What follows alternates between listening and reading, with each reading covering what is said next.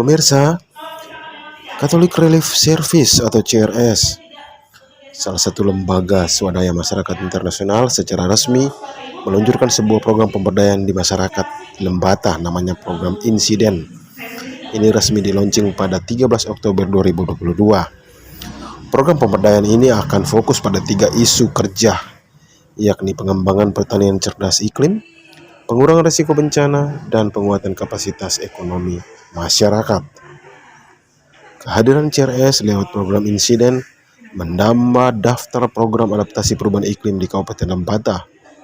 Sebelumnya sudah ada Yayasan Plan, Yayasan Barakat, YBS Baru, Peka, Cis Timor, dan Yaspensel Keuskupan Larantuka yang melaksanakan program adaptasi perubahan iklim di Lembata.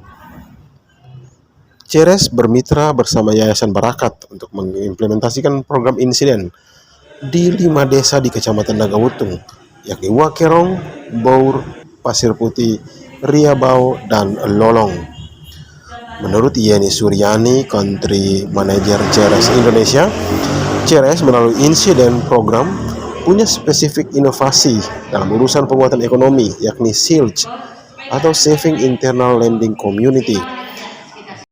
Jadi kami ada memorandum saling pengertian dengan Kementerian Sosial sebagai basis hukum kami beroperasi di Indonesia dengan Yayasan Barakat, dan dananya juga datang dari pemerintah Amerika melalui USAID. Ini membantu masyarakat untuk memperkuat ketangguhan mereka, memperkuat juga pengetahuan mereka tentang risiko bencana. Karena banyak wilayah-wilayah ini yang sangat rentan bencana, jadi kita ingin membantu bekerjasama dengan pemerintah lokal juga, memperkuat kapasitas pemerintah lokal dalam pengurangan risiko bencana, kemudian untuk juga memperbaiki teknik-teknik pertanian yang lebih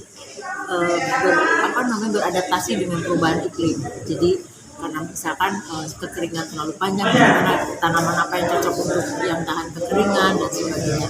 Ini tadi Bapak sudah lihat ada 3 unsur ya, ada faktor pertanian, pengurangan risiko bencana, dan juga penguatan ekonomi di tingkat rumah tangga. Jadi itu tiga komponen utama program ini. SILC itu memang merupakan produk CRS ya, produk CRS istilahnya yang kami sudah laksanakan di banyak negara di luar Indonesia dan cukup sukses karena dia sangat spesifik. Jadi misalkan SILC itu hanya bisa beranggota maksimal itu antara 15 sampai 25 orang. Kemudian kelompok itu harus dari keluarga atau tetangga-tetangga yang berdekatan yang sudah saling tahu.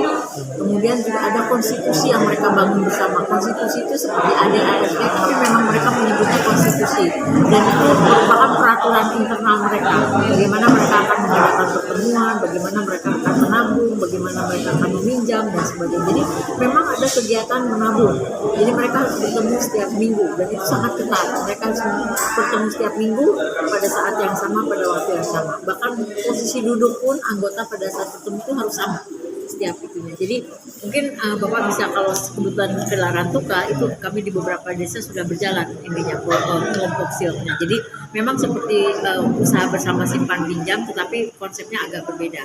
Jadi uang juga mereka pegang sendiri, tidak disetor di bank, tapi pakai peti besi gitu yang ada kuncinya. Yang pegang kunci tidak pegang peti.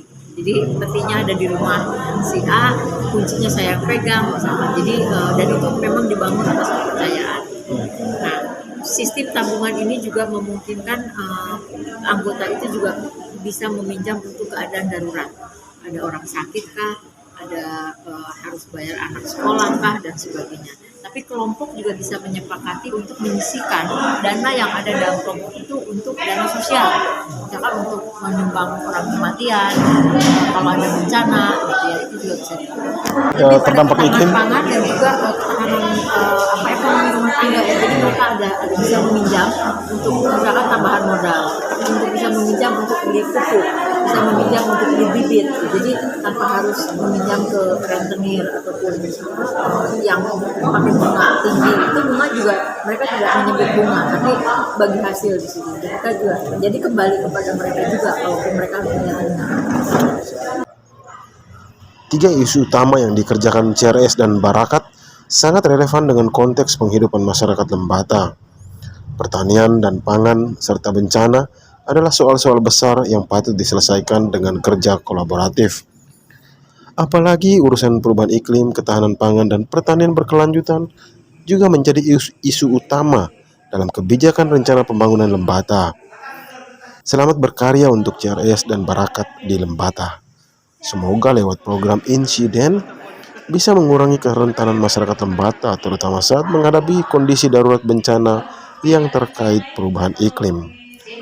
TV Bekas berbagi cerita untuk Anda.